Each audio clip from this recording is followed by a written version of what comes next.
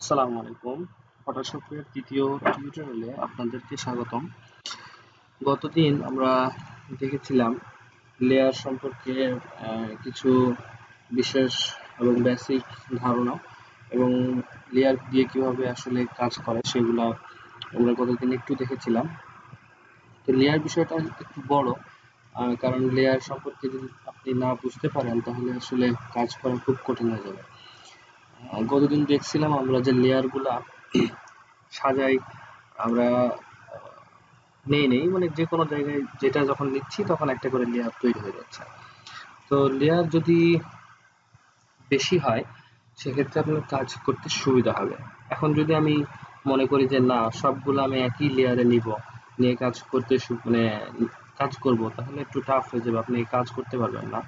তো এগুলা আপনি যদি বিভিন্ন লেয়ারে নিয়ে রাখেন এবং সেই অনুযায়ী আপনি কাজ করেন, তো সেই অনুযায়ী কাজ করলে আপনি সহজে করতে পারবেন। যে কোনো ফটো একই লেয়ারে নিয়ে কাজ করলে কাজ কঠিন হয়ে যাবে। তো আমরা গতদিন একটা জিনিস দেখছিলাম যে আমরা গোটা মানে পুরো ছবিটাই আমরা কপি করে এখানে নিয়ে গেছিলাম, আমরা এইটার থেকেও কপি করে নিয়ে ওখানে গেছিলাম। তো এটা আসলে আমাদের একটু জানার দরকার আছে। তো এটা কিভাবে নিয়ে যাই, আমরা যদি কোনো আচ্ছা না আগেকার ইয়াগুলো কেটে দিই। আচ্ছা, আমরা এই ফটোটা নিয়ে আসছিলাম। তো এই ফটোটা যখন আমরা ওপেন করবো এবং নিয়ে আসবো তখন এরকমই দেখাবে। তো আমরা যখন এটাকে কেটে নিতে চাই তখন আমরা এই টুলটা ব্যবহার করতে পারি, অর্থাৎ রেক্টেঙ্গুলার মার্ক টুল কথাটা ব্যবহার করতে, মানে এই টুলসটা আসলে আমরা ব্যবহার করতে পারি। তো এটাতে ক্লিক করলে দেখেন গোল আকারেও আছে, মানে অর্থাৎ বৃত্ত আকারে আছে। রেক্টেঙ্গুলার মানে চতুর্ভুজ আকারেও আছে। ঠিক আছে।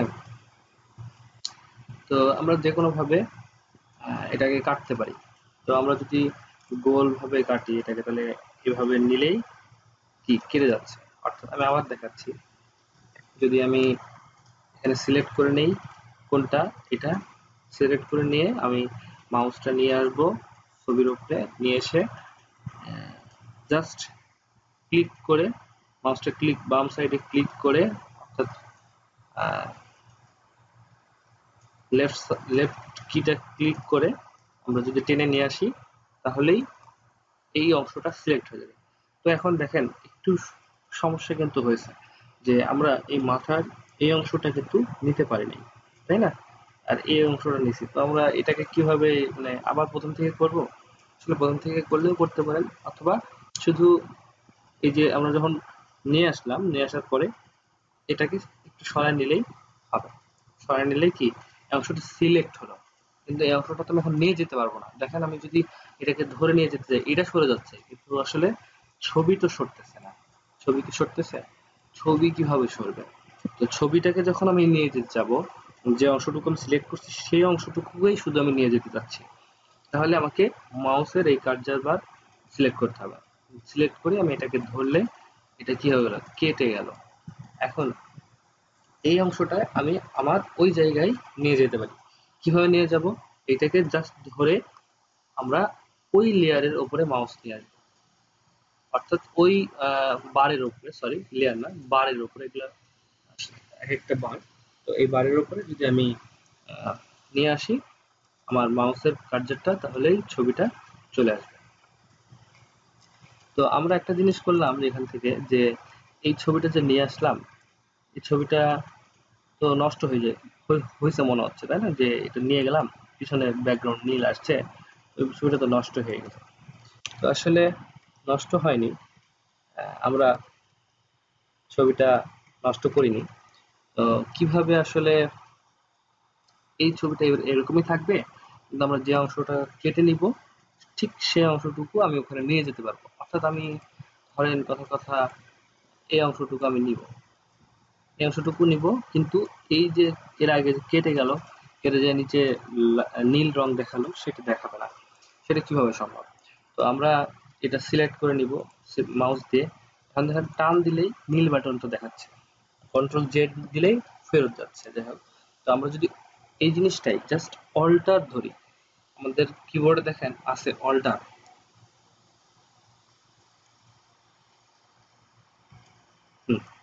অল্টা ধরে জাস্ট আমি মাউস দিয়ে টান দিলেই দেখেন ওই যেটুকু অংশ আমি সিলেক্ট করেছি সেই অংশটুকু কি কেটে গেছে, এই অংশটুকু আমি কি নিয়ে আসছি।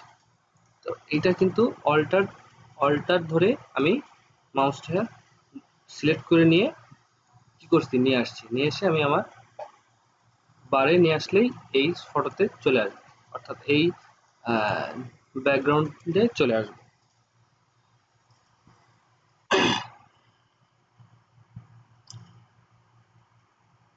তো আমরা দেখেন এখন আমাদের লেয়ার কয়টা, অনেকগুলো লেয়ার। আমি যদি এখন আস্তে আস্তে এগুলোকে সাজাই তাহলে কিন্তু এই লেয়ারগুলো আমাকে অনেক হেল্প করবে। তো দেখেন আমি যদি মনে করি যে এই লেয়ার এই জিনিসটাকে আমি ছোট বড় করে নিয়ে আসবো, তাহলে এটাকে ছোট করি আমরা, শো ছোট করে নিই, ছোট করে নিয়ে এক সাইডে রেখে দিলাম, কথার কথা আমি এক সাইডে করে রেখে দিব। এটাকেও আমি ছোট বড় করে এক সাইডে রেখে দিব, যে এই এটাকে ডাবল ক্লিক করে দেই, আচ্ছা লাইটের ব্রাইটনেস একটু কম আছে, যাক। আচ্ছা এটাকে আমি ছোট করবো, তো এইটাকে তো আর নাড়তে পারতেছি না, এটা কিভাবে নাড়বো আমরা শিখছিলাম গতদিন, অর্থাৎ যে লেয়ারে এটা আছে ঠিক সেই লেয়ারে আমার মাউসটা রাখবো, রেখে এটাকে ছোট বড় করে নেব। আচ্ছা দেন বাকিগুলোও যদি আমি ছোট বড় করতে চাই এটাকেও আমি ছোট বড় করে নেব, আমি আমার মতো বসাই নিলাম, আপনাকেও আপনার মতো বসাই দেখেন, মাউসের কাজ না করলে এন্টার দিবেন, তাহলে আমার মাউসের একটু সমস্যা, তো এন্টার দিলেও হবে। তো এটা দেখেন আমি বিভিন্ন জায়গায় রেখে দিলাম টেক্সট, আমি কিন্তু কোনো রকম কোনো কিছু সাজাইনি এখনো, এমন না যে খুব প্রফেশনালি সাজানো, এরকম কিছুই করিনি, জাস্ট নর্মাল ভাবে আমি আমার ইচ্ছা মতো যেখানে খুশি সেখানে ফটোগুলোকে রেখে দিছি। তো এর বিভিন্ন শেপ দিয়ে রেখে দিছি। তো আমরা আজকে যেটুকু শিখলাম যে কিভাবে আসলে লেয়ার সিলেকশন করে আমরা ফটোগুলোকে বিভিন্ন জায়গায় রাখবো, বা আমাদের যা দরকার ফটোগুলোকে ছোট বড় করা বা ফটোগুলোকে সাজানো, এগুলা লেয়ার এর উপর আসলে ভিত্তি করে, এবং খুব সহজে করা যায়।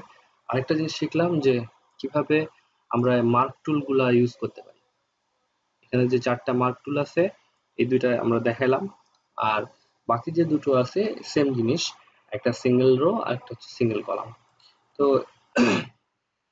আশা করি আপনারা আজকের টিউটোরিয়াল থেকে বুঝতে পারলেন যে কিভাবে ছবি আমরা একই সাথে ছবিটা ঠিক রেখে ছবি নিয়ে কেটে নিব, সেটাও আমরা দেখলাম অল্টার দিয়ে। তো নেক্সট টিউটোরিয়ালে আমরা আরো নতুন কিছু দেখব। আজকে এই পর্যন্তই, আসসালামু আলাইকুম।